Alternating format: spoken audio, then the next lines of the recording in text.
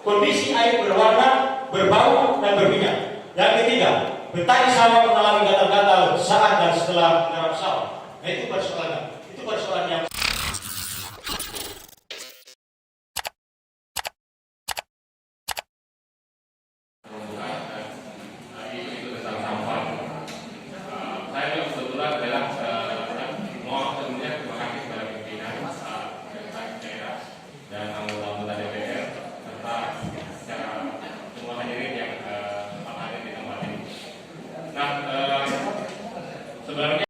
teman-teman di Peliku berubah, tapi tidak anggaran. Tapi anggaran tidak mencukupi anggaran, sehingga bisa mengharapkan perbedaan hasil dari ini. Karena biasanya bahwa setiap kegiatan itu mengikuti anggaran. Seharusnya anggaran itu mengikuti kegiatan.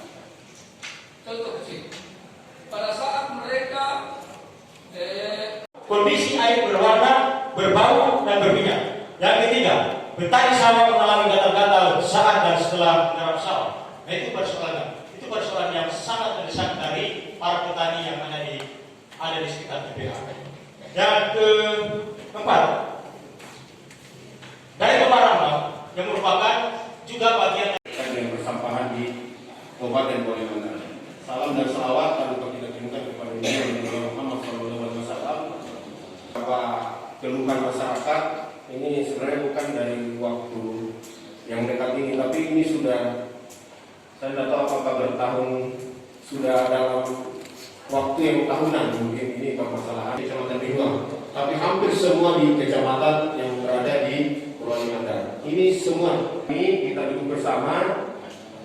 Mungkin permasalahan kita sudah dengar di luar, tapi kita mau mendengarkan secara seksama seperti apa permasalahan ini persampahan di Kabupaten Boyolali.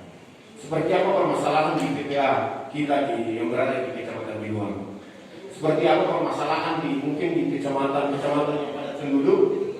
Di Wonomuli seperti apa, di Campolagian seperti apa, di Ginambung seperti apa, di Matakali seperti apa, tanpa menafikan beberapa kecamatan yang lain. Nah, mungkin menjadi hal yang permasalahan yang luar biasa. Bagaimana sampah yang berada di kecamatan-kecamatan mau dibawa kemana? Nah, ini perlu kita mendengarkan dulu seperti apa permasalahan di TPA menurut sudut pandang dari masyarakat, apa yang sebenarnya terjadi. Mendapat dampak daripada TPA tidak mendapatkan kompensasi. Tidak ada kompensasi. Ada kompensasi atau tidak? Ada.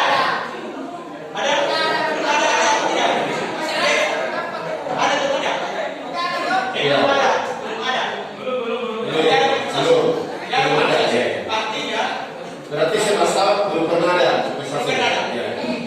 Dan yang kedua, bahwasanya sosialisasi kesehatan juga tidak pernah dilakukan. Dan kedua, kami juga mau bertanya kepada pihak LHK yang mengatakan tadi bahwa kami punya TPS sampai berapa? 11. TPS. Tempat pembuangan sementara ya. Dalam tempat pembuangan sementara itu ada ruang khusus Bu, yang dimana ruang itu sebagai ruang pemilihan.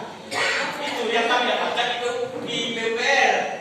Makanya jangan membohongi Bu. Yang kedua, kami juga sampaikan bahwasanya apa yang kemudian terjadi di TPA Pak, tempat pencucian armada sampah itu sama sekali tidak ada, langsung di luar. Nah, makanya pada saat kemudian mobil ini dicuci, langsung mengalir ke area pertanian dan juga perkebunan warga.